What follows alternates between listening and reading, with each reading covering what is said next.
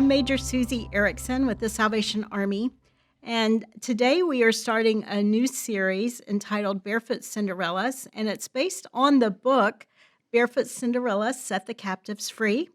And today I'm in the studio with Commissioner Barbara Howell, and she is the Territorial President for Women's Ministries in the Southern Territory of the USA South.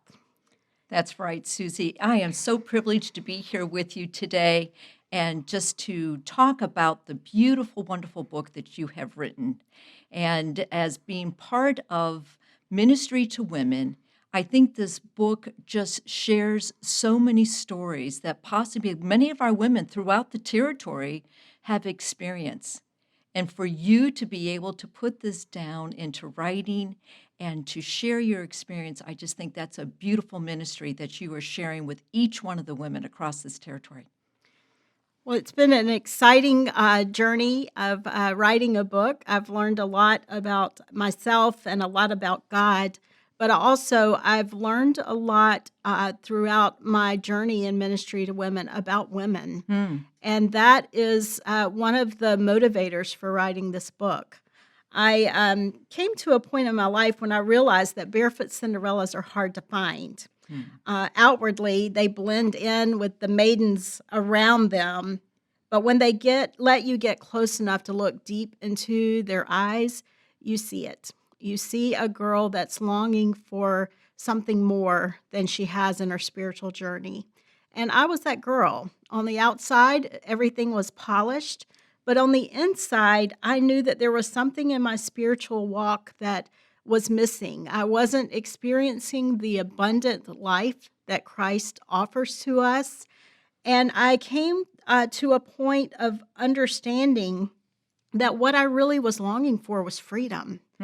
Freedom in places that I did not even really know that I was in bondage. And I wanted to be free to be all that God created me to be. But yet there was this girl who the enemy had convinced was nothing more than an orphan slave girl. And I lived my life with that mentality that that there was something more, but I just couldn't quite attain it. And I couldn't reach and find what it was that I was looking for. I was living more like a pauper than a princess. And as you go throughout the territory and you minister to women in leadership and in every walk of life, I'm sure you've seen that in their eyes as well. Yeah, that's very true. You know, God has given each one of us a story to share.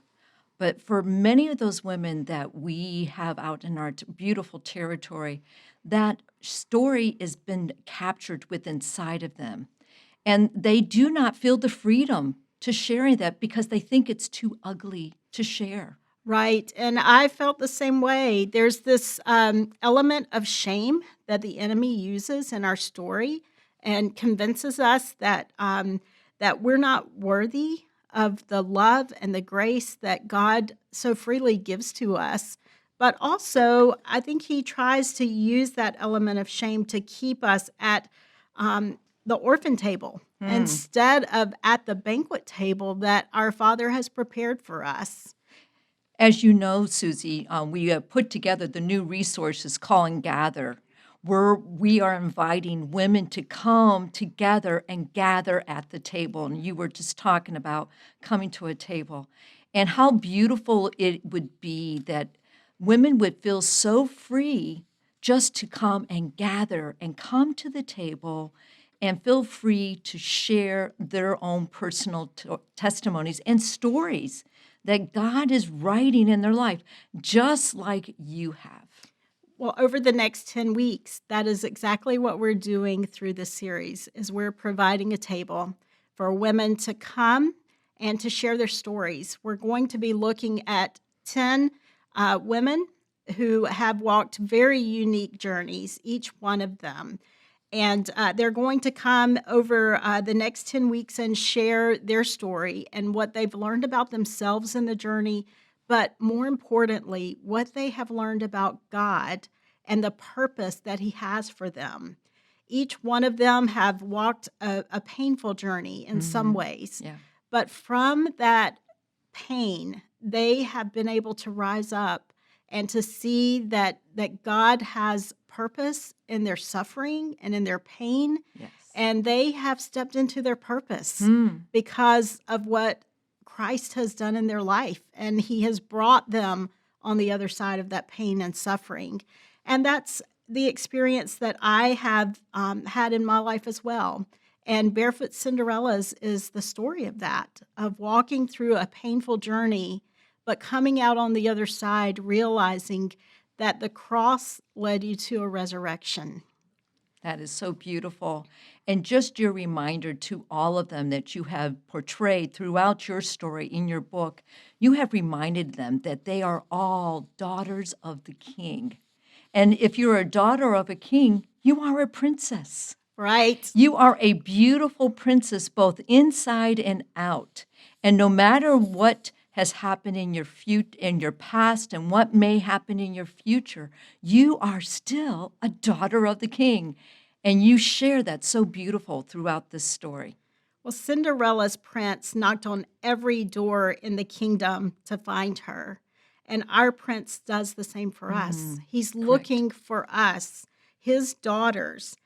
You are chosen, you are cherished, and created to fulfill God's plans for your life. Join us over the next 10 weeks as we look at these stories of incredible women who have found victory in their challenges, and you will find victory too. Open the door to your happily ever after. The life that you long for awaits on the other side of fear. Yes. Let's join hands and let's go get your crown. Amen to that, Susie. Thank you.